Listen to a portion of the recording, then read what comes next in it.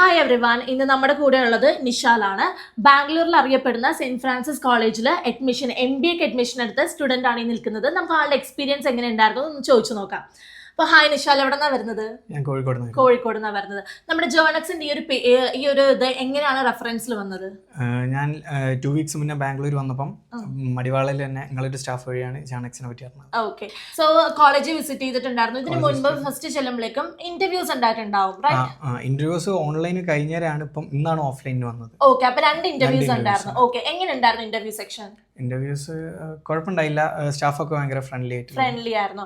College visit ചെയ്തതിന് ശേഷം ambience എങ്ങനെ ഉണ്ടായിരുന്നു? അടുത്ത നല്ല ആംബിയൻസ് തന്നെയാണ് college. One of the premium college നിങ്ങൾ പറഞ്ഞ പോലെ തന്നെ തോന്നി. ആംബിയൻസ് ഒക്കെ ഫാക്കൽറ്റി ഒക്കെ ഫ്രണ്ട്ലി ആണ്. ഓക്കെ നിഷാൽ, അപ്പൊ നമ്മുടെ ജേർണക്സിന്റെ സപ്പോർട്ടിങ് എങ്ങനെ ഉണ്ടായിരുന്നു? ഞാൻ ബാംഗ്ലൂർ ഓൾറെഡി 3-4 കോളേജ് വിസിറ്റ് ചെയ്തിട്ടുണ്ടായിരുന്നു. അപ്പം ഒരു കൺഫ്യൂഷനിലാണ് ഏത് ചൂസ് ചെയ്യണമെന്ന്. അങ്ങനെയാണ് ജേർണക്സിൽ നിന്ന് ഇങ്ങനെ സെന്റ് ഫ്രാൻസിസിലേക്ക് ഒരു ഗൈഡൻസ് വരുന്നത്.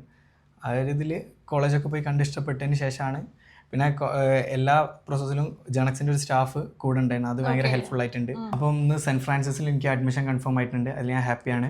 അപ്പം ഈ ഒരു ഇതിൽ എന്നെ സപ്പോർട്ട് ചെയ്ത ജേർണക്സിന് എൻ്റെ thanks. Okay, so thank you so much Nishal. Course complete ചെയ്യുന്നത് വരെയും എന്താവശ്യത്തിനും നമ്മളെ കോൺടാക്ട് ചെയ്യാവുന്നതാണ്, അല്ലെങ്കിൽ ഓഫീസിലേക്ക് വരാവുന്നതാണ്. അപ്പം വിഷ് യു ഗുഡ് സക്സസ്.